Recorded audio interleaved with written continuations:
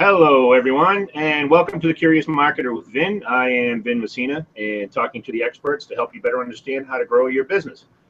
Today, I'm joined by internet marketing sensation Ammon Johns. Say hello, Ammon. Hello, Ammon.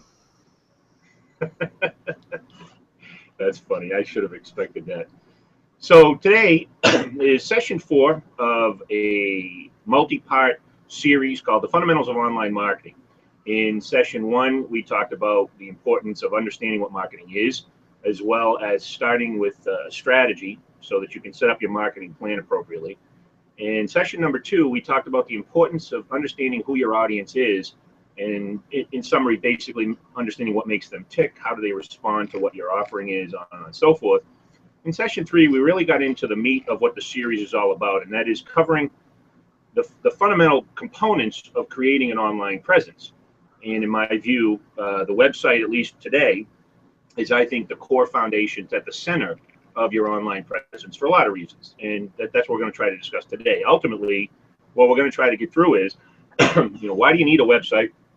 What's a website supposed to do? How do we make it do what it's supposed to do? And maybe some insights and steps going forward to help you get more out of your current website.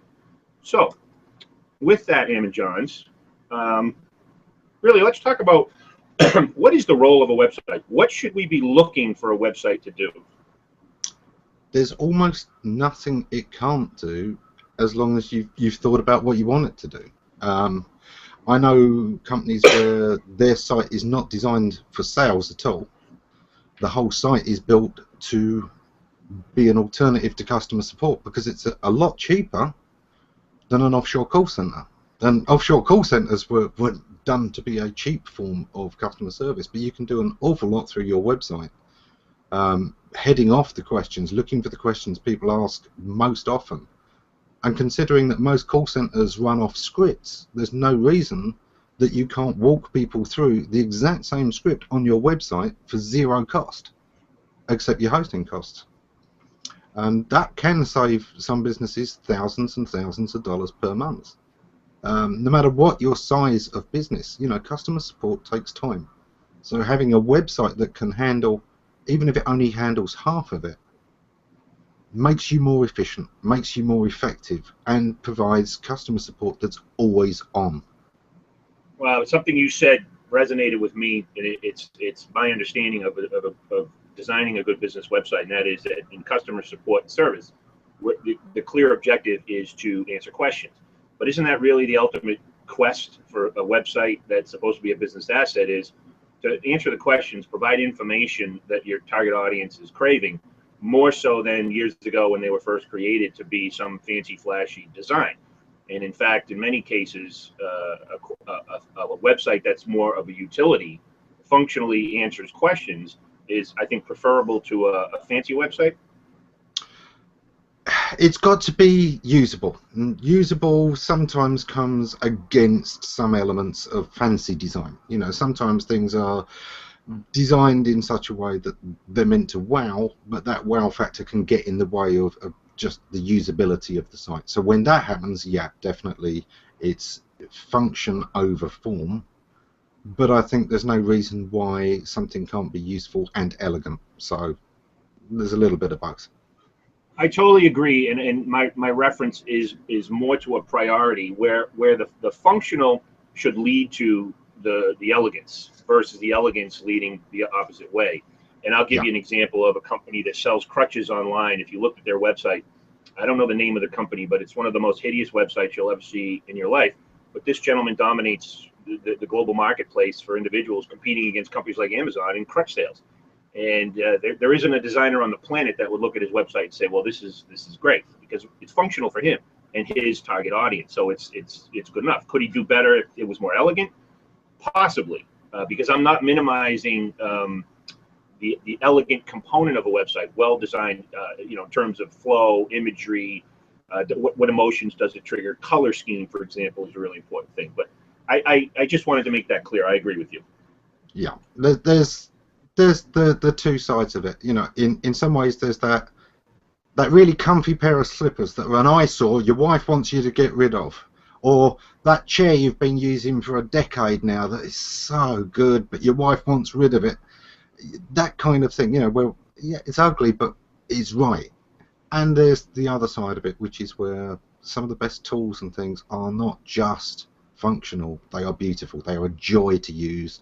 And I think ideally we want our website to be a joy to use in its ease of function.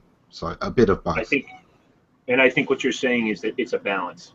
It's a critical balance. It's a balance that comes between providing what the audience wants as well as a pleasant user experience. Maybe a better word instead of pleasant would be expected user experience, right? There are certain things that people expect when they go to a website, and you want to at least satisfy those minimum requirements, right? Yes. It's something we're going to come back to again and again, is balance is the core of all marketing. You know, we started this off in episode 1 talking about the marketing mix and how you've got these different ingredients and that how you mix them is the unique structure of your business. That, you know, if you want a better quality product, it's going to push up the price and make it a little bit more expensive, and that's less desirable to some people, even as the features make it more desirable. Everything is balances, swings, and a mix. And whenever we're looking at these things, we're balancing what we want to do as businesses, make money, against what customers want, to spend as little as possible on getting their problem solved. It's also important to discuss your business model. What type of business do you have? Because an e-commerce shop is totally different than a professional services firm. What people expect to find, what you expect people to do when they find you, and as they navigate your website. So, for example, if you have an e-store, ultimately what you're going to be doing is managing towards getting somebody to fill up a cart and then check that cart out. But if you're a lawyer, that's not necessarily your goal. Your goal is to maybe bond with somebody initially, get them to sign up for a newsletter, maybe get them to pick up the phone and call you. But the ultimate goal is driving towards conversations, because people aren't buying services by clicking PayPal necessarily online. So those are the fundamental components that need to be addressed, because website design for one type of business model is going to be different than website design for another. And of course, naturally, in and around all of this, you've got to design and then test, which is something guys like David Kuchar are very, very good at, talk about quite often, right? Yeah. I don't know that I'd put the division between selling services and selling products, because ultimately at the root they're very similar. The customers, the market is varying, and I think that's where the difference lies. And I mean, it's a huge difference, but ultimately you are still selling something. I think when you've got software as a service, where the website is not only trying to sell what the service is, but it's actually also providing the service in itself, and informational sites where people are subscribing to that information, and therefore the site is providing the service itself. That's always a big difference. And then you've got the ones that are, they're brochure sites. They are designed to be the brochure that's available everywhere, which is another of those goals, going back to your opening question. Sometimes the website is meant to be a brochure, because you could spend a fortune on printing, and you could have, you know, a load of brochures, and every now and again have to get a load more, and every time it updates you've got to throw away the old ones and get a new load printed. Or you can have a website, and this brochure is available everywhere, on demand, anytime. Your salesman can go around, instead of with brochures, with laptops, going through it with customers. What you're really saying here is a conversion is a conversion, and what you want converted is going to be different across business models and whatnot. But purpose is also important. If it's just for awareness, if it's just for a brochure, the key component to all this is, what do you want your website to do, right? That's where we're talking about. What is the role of the website? And in going into building a website, it's what do we expect this website to do for us? What should we expect? What could we expect the website to do for us? Maybe our expectations are a little bit on the low side, where we think it's just a brochure, but it could be something much more. The point is regardless of your business model, you've got goals and objectives. There's got to be some sort of a conversion. The conversion may just be someone looks and says, hey, I really like what's going on here. I'm going to keep these people in mind, maybe to sign up for an ebook, sign up for a blog, pick up the phone and make a call, or click and actually add a product to a shopping cart. I mean, all of these design elements have to be managed to what does the audience need in order to do what you expect them to do. What are they looking for? The design elements, if you will. Yeah, So absolutely. let's talk about, I'm going to jump a little bit around here just because I like this question. The budget of a website, I think, is a really, really important question. There's a couple of reasons why I think this is an important question. I see out on the internet landscape of information and misinformation that the design world is going to die. Everybody's moving to templates. You've got web.com, you've got Squareface, I think, or something. I started another one recently on a commercial that allows people to develop these templatized websites. I've used a templatized website before in another venture of mine, and it was miserable. I hated it. It's never as easy as you think it's going to be. So let's talk about budget from the perspective of these simple, easy to use, quote unquote, easy to use templatized sites, or I'm going to hire a professional designer and get a professionally done website that makes me look, it enhances my brand or maintains the brand that I maintain offline. So what do you think in terms of a budget? What's the expectation for people? The expectation tends to be low until you deal with the big companies and the blue chip type companies. Most people, and I've seen entrepreneur groups in various social networks where it's like a competition to pay the least. They are proud of getting their site built by somebody on Fiverr from a template that is used for 300 other businesses. And I have to think, are you insane? This is your business. This is your brand, and you want it built as cheaply as possible. It's kind of like NASA saying we're going to launch a mission to Mars. What we want is somebody with a shed who can produce us a rocket for $5. Yeah, that's not going to be a great idea, is it? And what you need to spend on your website isn't the right question. The first question is, what budget have you got, and then what can you get built for that budget? And sometimes, yeah, you're going to want a bigger budget if you want something that's right. I've seen companies the bigger companies spend millions on their website and have something that is built to enhance their entire business thereby. It really does capture leads. It all funnels through. It goes through systems. When somebody puts a ticket on the website, it goes straight through to the customer services. That item is ticketed and tracked, and people can log it all the way through. When you think about just a basic e-commerce site, one of the things there, the one we didn't really mention, is that your website is an omnipresent AI salesperson. That's what your website could be doing for you. It should be understanding the questions people are going to have, what they're going to need to know, and how to sign up and close the sale for you. It can do all of that. You should be putting the cost into it that's at least equivalent to a good salary for one salesperson, and it will do the work of 100. Yeah, that's actually a critical piece, even going back to what's the role of a website, because we create websites for professional service providers. One of my first websites, I took their template and discarded it and created a customized website for a reasonable amount of money, but the effects were immediate. And the reason I bring this up is because in the world that I live in, referrals are a big part of business development. So a professional service provider gets a lot of business from offline referrals. One of the first things they do is they go and check a website. So when you shift and you get a better, a more enhanced or more elegant website, you'll automatically see an uptick it's almost instantaneous, if you will. And I've seen this done. You see an uptick in the number of referrals you get per month, because when they find you, they're much happier with what they find. So a lot of people focus on, for example, SEO or e-commerce or whatnot, but the website is also a major component of an offline interaction, because generally speaking, if they hear about you from someone, they go to the internet and go and search your website. So what they find is important, not just from an elegance perspective, but think about it from a lawyer's perspective. It's a credential. What kind of blogs is this lawyer writing? What kind of ebooks do they have on their website? What kind of information? How are they presenting their expertise? Right? What can I learn about this professional, if you will? What can I learn about this business? So it functions as a credentialing type of business asset. Oh, absolutely. These days, one of the first things we do whenever we hear of a business is we try and look it up online. What have other people said about this person? What does their website say about them? Let's have a taster. You know, I don't have to hire you as a lawyer until I've already seen how you write, how you explain yourself, how you make your case, how you argue.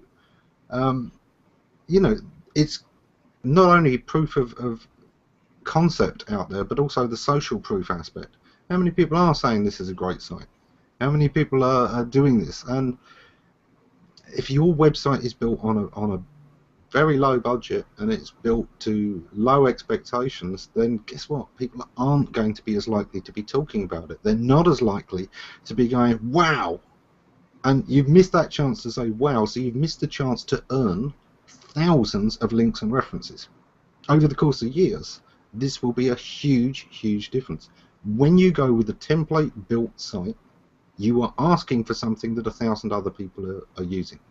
You are throwing away. This is a decision you're making, and make no mistakes about it. When you go with a template design, you are deciding not to have a USP in this area.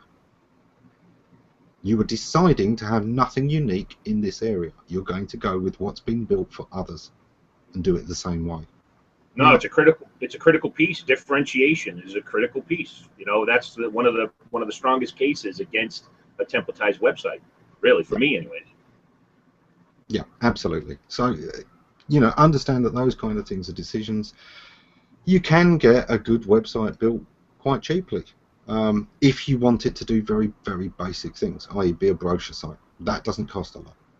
No. You can design and build a lot of things yourself. You can literally pick up HTML, the basics, in a couple of weeks. In 1 month's time, you could be building your own site if you put the time in to learn how. It isn't that difficult, and it will pay off again and again and over the years. But most of the time, you've got a business to run. You can't afford to take a month off to just learn a new technology. You know, pay for it. Pay good money. Get what you want. First, decide what you want, and then find out what the budget is for that, instead of letting what you can buy define how you're going to do business. Well, I just took a website live for a dentist that didn't have a website, didn't have a web presence at all. She's in a small town. It's not very competitive, and she's had a practice for 20 some odd years, and basically it's built on referrals. She's a good dentist. She has a great, very comfortable, warm and friendly staff, and so she built this practice around referrals.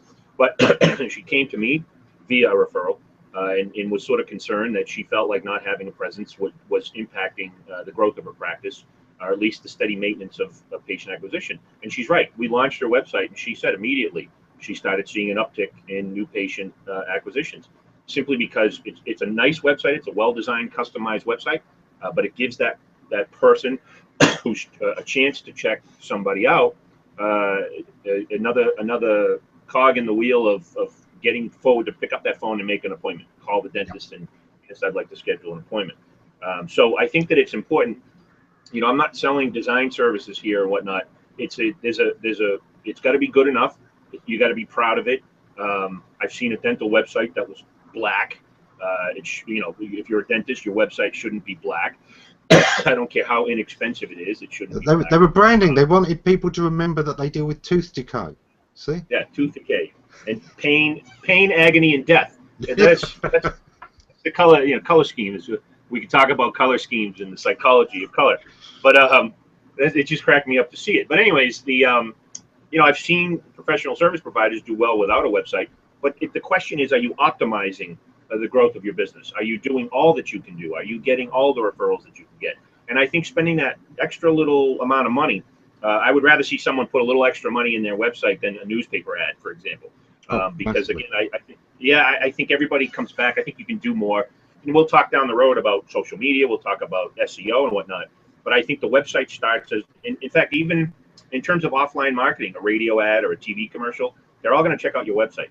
So I think the website, the reason why it's sort of step one here is that it's the cornerstone. It's the foundation. It's where you put everything that people need to learn about you or the questions that you're answering for them. So that's critical. The budget is exactly to your point. I think it is what it is. But I do think people need to understand that it maybe should be a little bit more because people are being sold on this notion that a template is good enough. And, that's like saying a cheap suit, if you're a lawyer, is good enough. No, people notice. It's just not. This is all part of your image, and image is really, really important with the clients that I serve and in any small business. It's image is everything. And we can talk down the road a bit here about mobile If you think and whatnot. about it, your website is a business premises. What would you expect to get? Oh, you can buy this property downtown for 10,000. Yeah, are you going to expect that place to even stand 10 minutes later? It's one of those things. Your website is connected to everything, and it's going to be able to do a lot of stuff. Now, you can get a pretty awesome website built for $30,000, $45,000. Now, when I say pretty awesome, look, you're a dentist. Can I make bookings on the website? Because if not, why not? Why not? You can schedule, you can have a calendar that blocks in periods, and you can book on, you can cancel your appointment online, and it's all automatically going through the system to the dentist, saving time. These kind of things can be done when you talk with an actual developer, not a WordPress tweaker, but an actual developer, and they can build a website that doesn't just advertise your business, it's part of your business, and it makes the job easier and more effective. Yeah, it's an extension of your business, really. And as you say, 24/7, it should function as a call center, if you will, of some sort. A help desk, in the literal and in the figurative sense of the word. Meaning that when people come and view you, they should be able to do the kinds of things that they can do when they call you, when they stop by your office. And from a dentist perspective, yes, appointments are there's a couple different ways to get that done. But yeah, it's a transaction. That's the transaction you want. So why not make it available via your website? So when we look at, so we're talking about the ROI of a website. It's a very interesting conversation. I'm not sure I want to spend an enormous amount of time on the ROI, only because I think I have a background in finance and accounting, so I understand what return on investment is. But one of the biggest mistakes people make is they expect the ROI to come from the vendor, and really the ROI should come from within. Your ROI is going to be very different than somebody else's ROI. It all depends on what you're trying to accomplish. If I'm doing a website for a cosmetic dentist that books $50,000 procedures, well, they're going to want to spend a little bit more on their website because their ROI is going to be substantially higher. Generally speaking, they're going to be booking bigger patients, right? The bigger cases, if you will. So I think ROI is a tricky question, but from your perspective, what do you think people should be looking at in terms of ROI? Well, we've got the three factors. We've got, and this goes right back to that first question, what's the role of the website? Sometimes it's the brochure and it's educational marketing. It's about building demand, and it's generating interest, which can then be converted down the line. So it's not a direct ROI, but there's still a value to this. You can measure how many people are asking calls, or conversely, if you've got a sales team that go out, is there an increase in the number of people accepting their calls? And if so, your education is working. Okay, it's not doing the calls, it's not generating the leads directly sometimes, but it's still obviously helping with that lead generation. You've got the actual lead generation. Okay, this isn't the sale, but it leads to the sale. The second one is the obvious one everyone thinks of, sales. Okay, I spent this on the website, and this year I got this much in extra orders. Great. But there's one more that people really miss, and they shouldn't, because it's, again, so obvious. How much is it decreasing your costs? How much customer support is being done through this website, and what would it have cost you to have enough staff to handle all of that? Look at how many calls your customer service can handle at the moment, and what that time cost is. And then as your website is going on, either it's decreasing those calls, or it's handling more calls, it's answering more questions. Put that cost on that and calculate it, because if you've now got the equivalent of what one person was doing as a customer service, you've now got 4 times as much going on. You're servicing 4 times as many customer inquiries, you're increasing the overall retention of your customers because they're happier. That's a value you should be calculating, and it's saved you the cost of hiring those extra people to do that.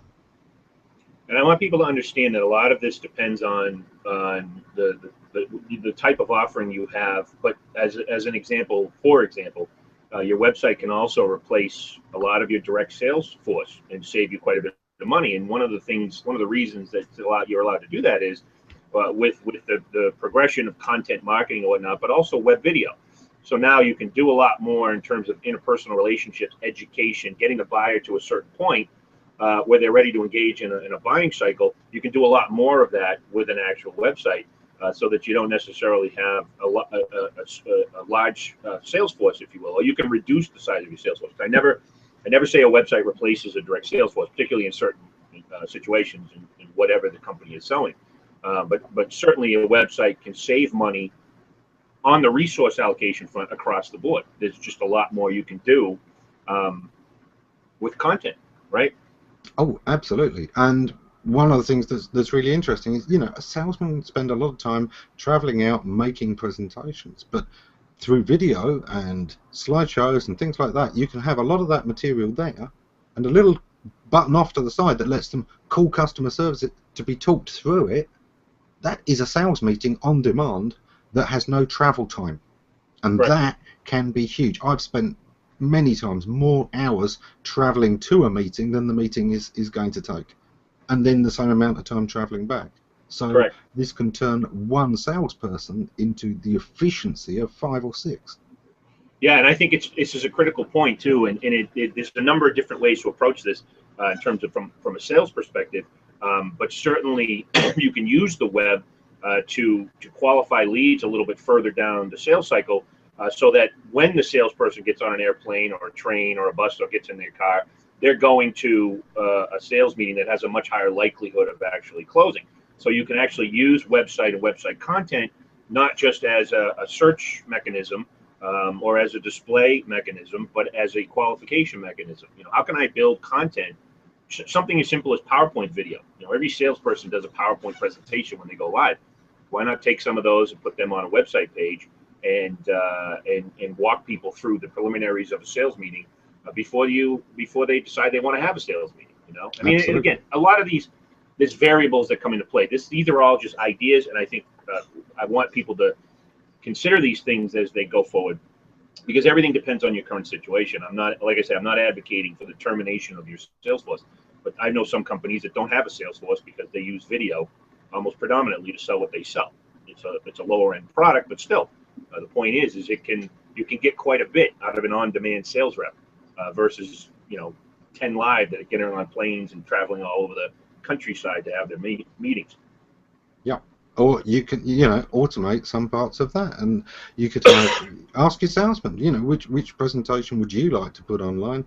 Give them a commission on sales that are generated through that, and do you know what? They're all going to jump on it, and they're going to be making 10 times as many sales because they've got the material out there. So yeah, don't be afraid to let your website become an automatic 365-day a year, 24-hour a day, omnipresent in every place of the world salesman. And so let's talk about this just for a second as well. No matter the business type, in most cases, the first time somebody encounters you is not the time that they're going to stay connected. Oftentimes someone will go to a website, they might even pick up the phone and call you, and then they disappear. So the website should be configured to grab an email, let's say, or encourage them to sign up for a newsletter or something that gets you the ability to stay in touch with them from a nurturing perspective. I'm not inventing this. Marketing automation has been around for quite a while. There's a lot of solutions out there that do it. But it all starts at the foundational level of your website. The website is what gets them hooked, and then you walk them and navigate them through something that allows you the ability to stay in touch, get them back to the website. I think people need to understand this because people think that the one-time web visit is good enough, and that's typically not the case. In the majority of cases, they're going to leave and never come back again. You want to find ways to get them to come back again. There's a bunch of different ways to do that, but I think that people need to sort of think that through as they're looking at their website design. What is the purpose of content? It's not just to answer questions. It's also to get people engaged with you over the period of time that they need to take into consideration all that they need to consider in order to buy what you sell. Some people just aren't ready, right? Yeah, and in a way, the minimum thing that your website is doing is acting as a business card. You never need a business card again, because people can type your domain name anytime to get your contact details. And yeah, some people won't bother. You know, just the same as when you give out a business card, some people take it and then they never look at that business card again in their lives. It either ends up in the bin or it ends up in some box of old business cards somewhere that, you know, just isn't used. So part of the website is also, let's make it brandable, memorable, so that people remember having had a good experience with us and want to call us again. But this is it. Your website is your hub. It's doing so many different things for you. It's got the brochures, it's got the sales, it's got the customer support, and it's your main point of contact. How do I get in touch with this firm? I type in their name, there's their website, and there's every way I could possibly want to contact them, and a few I hadn't even thought of. And so let's shift a little bit then and talk about that, because there's a million different ways to talk about the critical components of a website. I've seen all the top 12, top 10 things your homepage needs to have, and so forth. I follow a blog called Conversion Excel with Pete Blaja, and I like a lot of what he does, but he works with big e-commerce shops. But a lot of the ideas are the same. And that is, there's some minimum things that need to be on your website in order to make it effective. One of them, particularly in the business that I serve, is contact. You know, they to me, they've got to be able to contact you, and it's got to be easy, it's got to be accessible. The navigation has to, in terms of your contact information, has to be readily available. What other things do you think out of the gate, when you look at the components of a website, what kinds of things should people start thinking about in terms of a checklist? We're coming back to that, you know, what's the function of it? Yeah, the minimum is that this is your business card. So the ways to contact you and a reminder of why they might want to. Those are the two absolute basics that every website should have. This is who we are, this is what we do, and here's how you get in touch with us, or get us to get in touch with you. And I think that's one of the really important ones. There are times when we kind of want to call a company and we call up and it's busy. Make sure you've got a feature on your website to have you call them. They can submit their number and be called back by your sales team.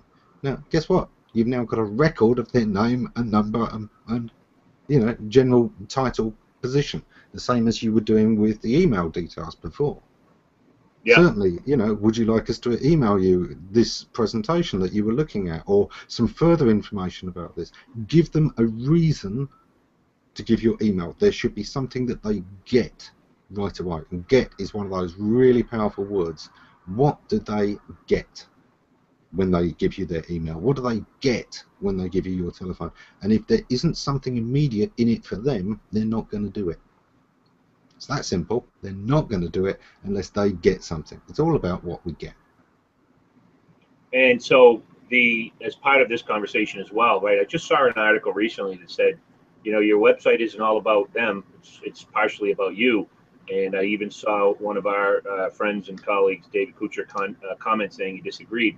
But there's this massive trend, which, by the way, I happen to agree with, that your website should be built for your audience, not necessarily as a display of all that you do. But I do think people can go overboard with that as well, in that people do want to know who you are. So contact information is important. I have a little bio page that shows people pictures of me, my family, my history, my skill set, my credentials, on and so forth, so people can get a visual of you know, who exactly is behind this company. I think those kinds of things are important in terms of introducing yourself to folks. So there's a balance even in displaying information that they find useful in terms of what's in it for them, but also how do they know who you are? Right? I want to know who you are before I even pick up the phone and call or sign up for anything, right? Isn't that important? Yeah. And one of the really important things to remember is that people react to people. People buy from people. People respond to people. There is a part of our brain that lights up at the sight of a face. If you don't have pictures of your actual staff somewhere on your site, you're missing a big trick. Totally agree. You should certainly have your CEO and your board of directors. And if you're a one-man operation, that means your face needs to be on that website at least once. Yeah, I think the personalized touch of a real image of a real person is a critical component to any website, particularly the businesses that I serve. Yeah. I think it's also very good, you know, if you've got a business where people are going to meet this person, give them the introduction on the website. You know, this is Steve, our landscape gardener. This is the guy who will actually come around if you've bought our landscape gardening services. Or here's our head surgeon at the dentist. You know, this is our senior dental surgeon. This is the guy who does this. Oh, and this is our receptionist, and this is our dental nurse. And you know, why not? It helps build that feeling that I already know, like, and trust these people. Well, that's the thing, and I, you know, I come from a background of professional selling, and I still think no matter the business that you're in, people buy from people, except for those extreme rare cases, like for example, Amazon, you know, where it's just that the massive e-commerce shop. But generally speaking, a small business is going to benefit from putting some face on the business because it creates a personalized connection. Yeah. So in the vast majority of cases, images are critical. We've got to balance that. There are people who don't get on well with people and find people frightening. There are. And so this should always be on the About page, not front and center of your website. Your home page doesn't need pictures of all your staff going. You know, it doesn't need the goofy images. What they want to see at your home page is the business details, i.e., what is it, where is it? That's kind of the core. Then let people pick what they want to know. The only people who are going to go to your About page are the ones who want to know, need to know, and are going to be benefiting from knowing.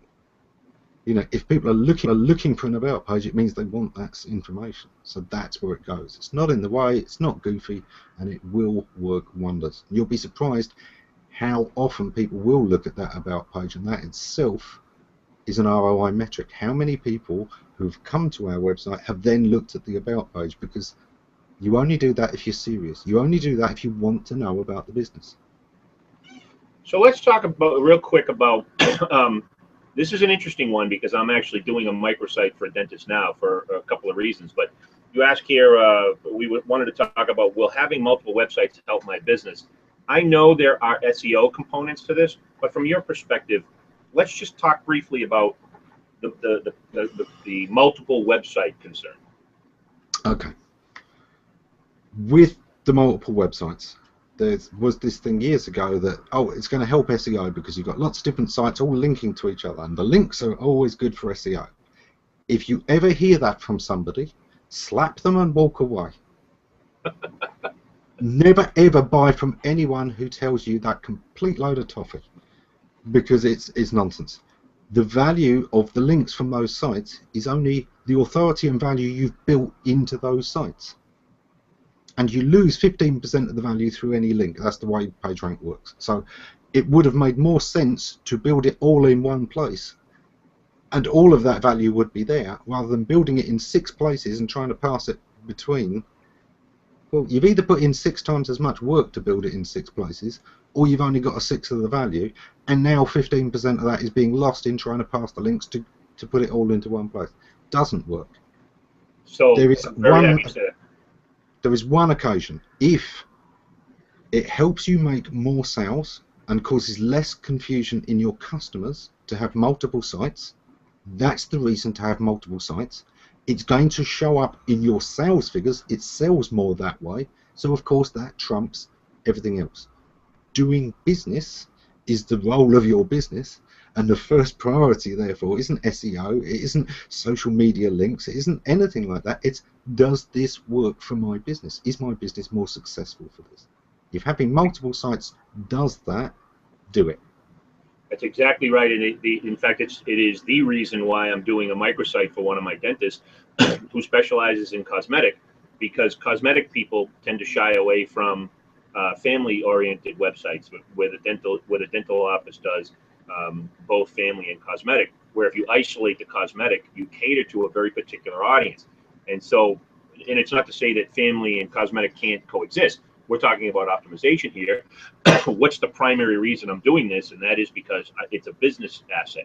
It is the objective of it is to reach and connect with only those people that want these big smile makeover type cases. And that's one of the only reasons why I would advocate for it, because otherwise I view it as a colossal waste of time and money, because you can do everything on your domain. So let's talk about the target customer. If your target market is very different for this product than for that product, and there isn't an easy way to funnel them through the same gatepost to go their own way, then yeah, give them their own separate domains. There are some companies we can look at. Google is a really great one. You know, a lot of Google's stuff is done as, you know, some subdomain of google.com. So we've got, you know, images.google.com. We've got, you know, lots of things that are .google.com plus .google.com, but they have never gone youtube.google.com or video.google.com, because YouTube has its own audience and its own value. It built up first, and it would have alienated a lot of people to try to bring that into the major brand. Microsoft do a lot of things with subdirectories. They don't, you know, tend to have word.com. They do have Office 365. Where a brand is particularly strong, or people only want to deal with that, and having them all go through the same gatepost would be awkward, Microsoft will give it its own domain, but most of the time it's Microsoft.com, because the brand is foremost. So it's always, again, one of those balancing things. Is there more business in having this in different ways, and does the value of having a single domain in terms of my brand trump that? Is there more money in that than there is in the extra sales? And so when we look at the domain, because there's a number of questions that we get all the time about subdomains and directories and on and so forth. But let's start with looking at a domain name. There's a million different ways to look at a domain name, I guess.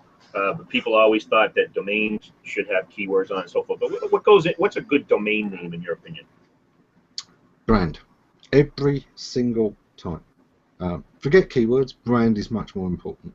What does Amazon as a word have to do with books or videos or anything else that it's grown to sell?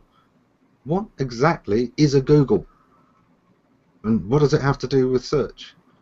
And you know, we can look at all of these kind of things as we go along, and most of the time, no. When it helps people understand a concept, great, give it a name that helps with that concept. It's a big brand new concept. YouTube being an example there. But Twitter has nothing, you know, there is nothing in the word Twitter that has anything to do with short messages as such. It was a good domain that they could get that was very memorable, and we don't forget it. So Yeah. Brand first, every single time. The shorter the better, the easier to explain the better, the more memorable the better. I think that's an excellent point. I think it's also a critical point as people go off and create these things and ask the question, what should my domain be? I think brand is step number one. I'm glad you said it that way. So in terms of, you know, there's subdomains, separate domains, on and so forth, serving different languages or regions. I'm actually dealing with this now. I'm designing a website for a Brazilian dentist, and we're going to have some components of our website that are in the language of Portuguese. But generally speaking, if you're an international company and you're selling to countries that don't speak English, or your target audience is English speaking, what should a company think about? What should they do in terms of their website? Okay, this is again dependent on a lot of other marketing decisions. You're balancing a lot of things. So sometimes having a unified brand, a .com, is going to be very important to you, enough so that it's worth losing a little bit of international traffic, potentially. The strongest thing is to have CCTLDs in terms of what's going to show up in search engines in different nationalities. You know, if I search on google.fr, it favors local IP servers and it favors .fr domains. If I search in the UK, it favors .co.uk domains slightly. If I search anywhere in the world, usually the CCTLD, the country code top level domain, has an advantage.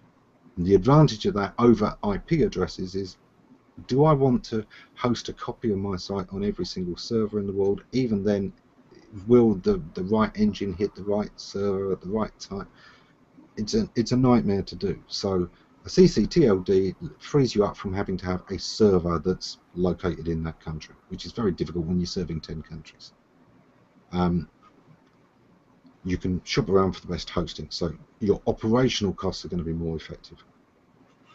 However, having that CCTLD, we're back to that multiple websites. Now, the strength and links to those sites are divided. Instead of everyone talking about yourdomain.com and all of those links and references, and when somebody says, what about this company? Oh, look how many people are talking about it. Well, if they look up yourdomain.br for Brazil, they can't see all those thousands of great reviews that it got in the US or the UK or Germany, because they weren't on the Brazilian site. That was only people talking about Brazil. So, you know, the fact that somebody's saying, hey, I went to this Brazilian dentist and they were absolutely brilliant and managed to wax my moustache and beard. You know, maybe that's the thing, but they're not going to see that very easily if they're using their local one and you've got a global thing. So the .com is going to give you the most strength. Sometimes you'll want to go with subdomains as a kind of middle ground, but most of the time subdirectories will work. It depends whether you want people to be able to swap. And so there's two components, well, probably multiple components to this, but there's the domain, but then there's the language barrier too. So let's say I'm local, this is a local business, and they've got a Portuguese speaking local audience, and otherwise, you know, you're talking about, to me, maybe a few pages that cater to non-English speaking contingent of your audience, or are we talking about a translate capability? You're always really going to want language rewritten. If you know, it depends. If you just want to sort of add it as a bolt-on and a bit of a Hail Mary pass, great.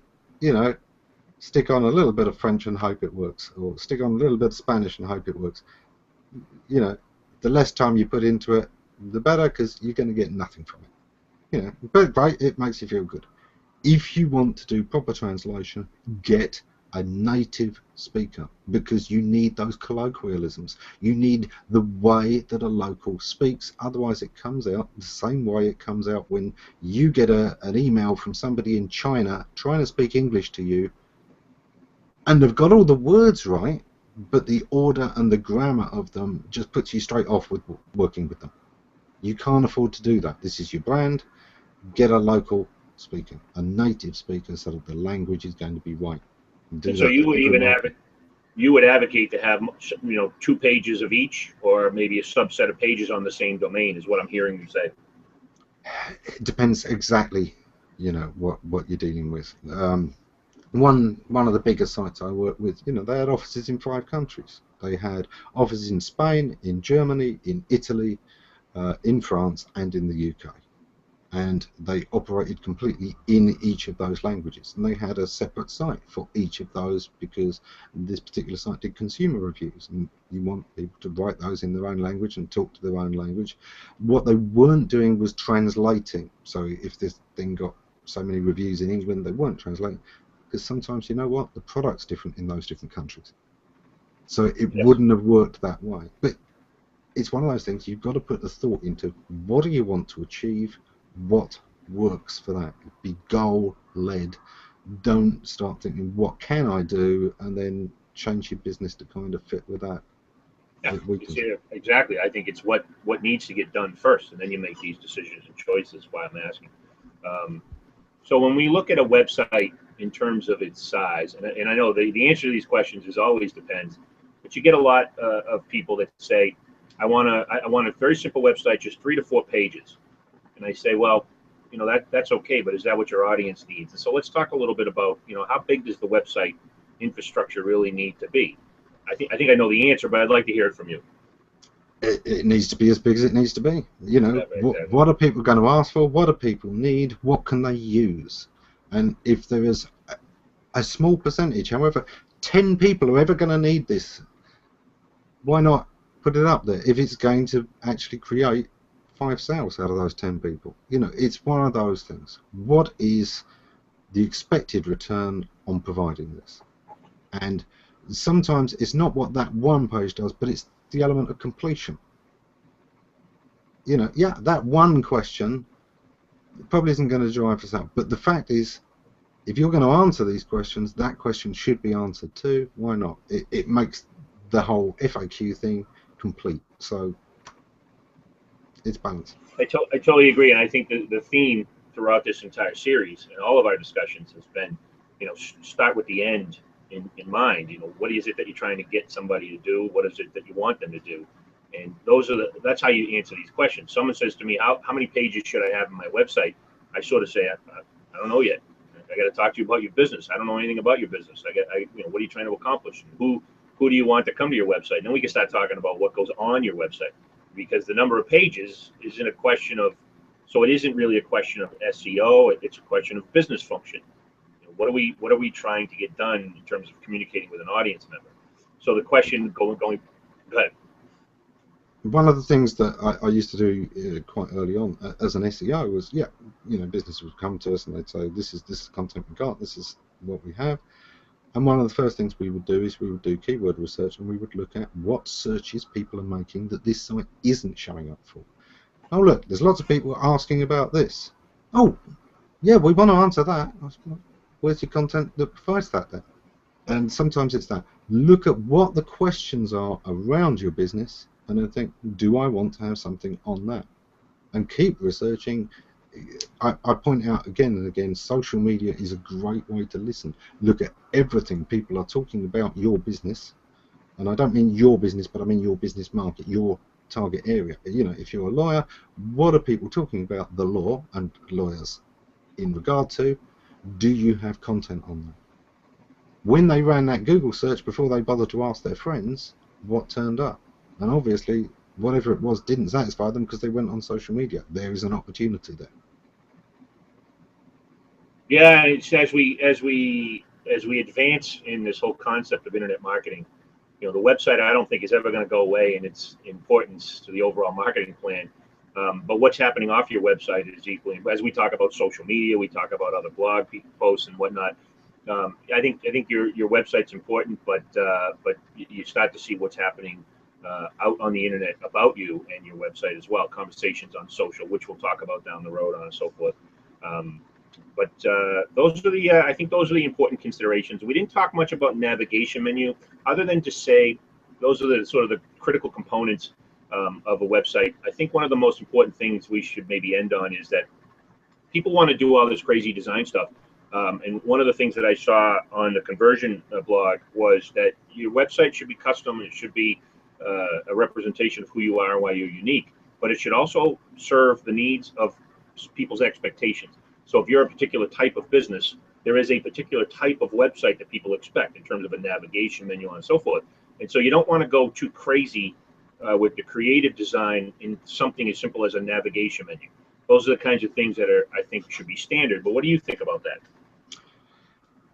It's something there's been a lot of research on, that you can find an awful lot of this stuff. There was a lovely report done years ago by, I think, Jared Spool, usability expert, who talked about how links work. And people used to say, oh, well, if you can't get there in so many clicks, everyone will abandon it. He found that wasn't true. What he found was there was this thing he called scent. If you click a link and you seem to get closer, and it makes sense, you remain optimistic that your next click will get there. And this is the study he did. Before people clicked, he asked them what they thought they were going to find there and with what degree of confidence. And then after they click, did they find what they want, and how confident are they that they are going to find what they want? And the ones where the confidence level stayed high would go any level through the site. 18 clicks, 20 clicks, no problem at all, as long as they felt confident that they were getting there.